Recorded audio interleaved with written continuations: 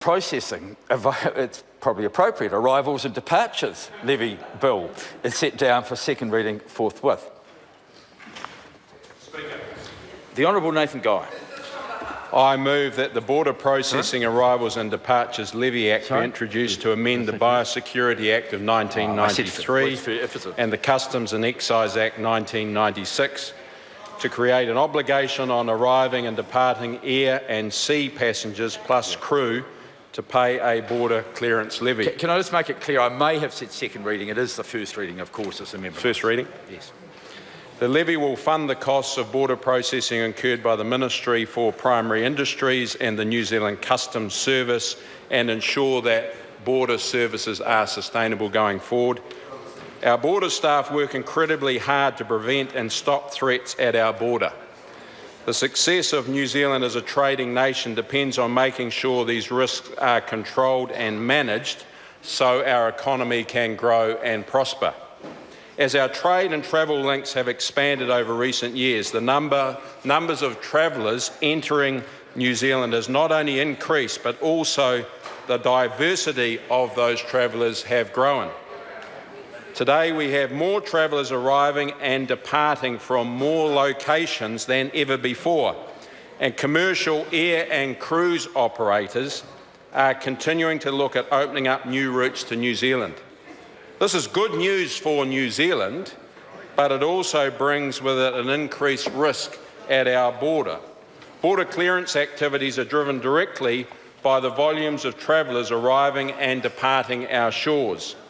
This has been steadily increasing, with international passenger numbers rising by 3.5% a year, and this trend is set to continue and may even expand. Order. The Border Clearance Levy will help MPI and Customs future-proof border services as it allows the agencies to meet the demand of increasing traveller and also crew numbers. It is obvious that both agencies must be able to manage the growing risk of biosecurity incursions and harm from prohibited goods or persons, and be able to put New Zealand on a sustainable platform for the future.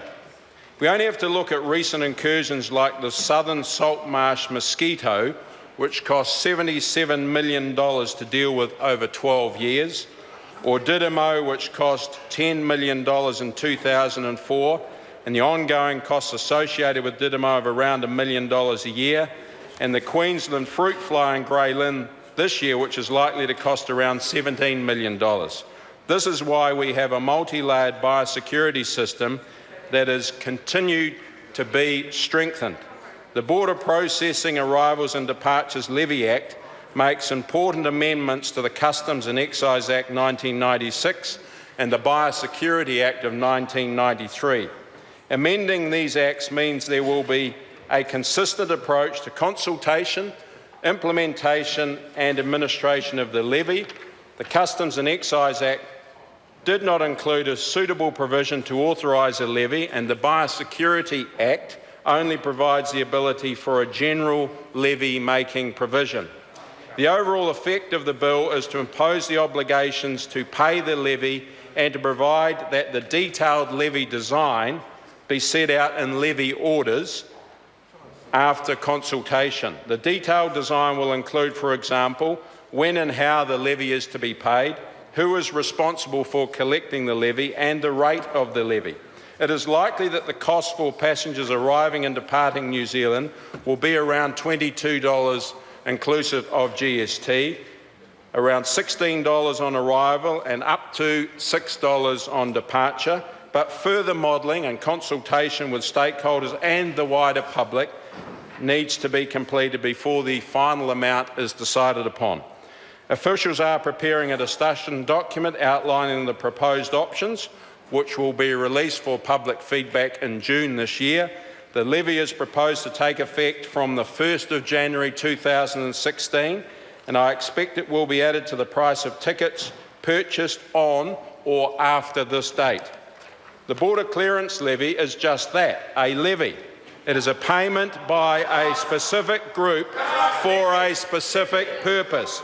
In this case, border clearance functions and activities carried out in relation to the payers of the levy. Levy funds will go into a memorandum account and will only be used to pay for MPI and customs border clearance functions. The fundamental principle behind the introduction of the border clearance levy is that it is fairer that the travellers who generate the need for these border clearance services and who benefit from them contribute to the cost of these activities. Many other countries have a passenger levy in place to cover these costs. At $22, the proposed border clearance levy will be set at lower than most other countries. Australia currently charges around $58 New Zealand, and the UK's long-haul passenger charge is almost around $150 New Zealand dollars. An additional charge of around $22 is unlikely to stop travellers coming to New Zealand. It is less than 1% of a long-haul international airfare, which is a very small component of people's overseas travel costs. Some biosecurity events could have a significant impact on tourism. In the UK, during the foot and mouth disease events in 2001, the total tourism revenue dropped by almost £8 billion, which if you equate that today's Kiwi dollars, it's around $15 billion. Mr. Speaker, I'm proud to bring this bill into the House because I've always said that biosecurity is my #1 priority as Minister. The primary industries are the backbone of the New Zealand economy, and we must protect them from unwanted pests and diseases. The primary sector makes up around 3/4 of our merchandise exports. It's worth around $35 billion a year. It's the hard work of our farmers, growers, fishers, that helps us as a government pay for things like schools, roads and hospitals. We are fortunate that our isolation has helped protect us, but we must always be vigilant and prepared for new and emerging risks. The introduction of this levy and the injection of almost $27 million from Budget 2015 into biosecurity will further strengthen the overall biosecurity system.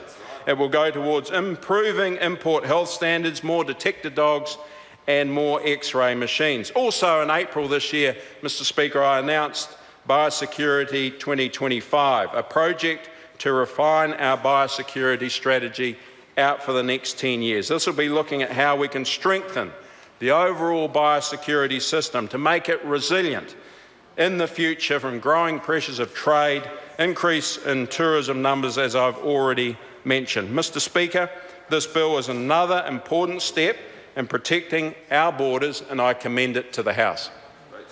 The question is that the motion be agreed to. Thank you, Mr. Speaker.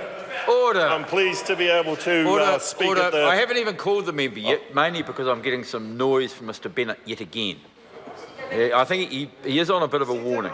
Reno Tirakatne. Thank you, Mr. Speaker.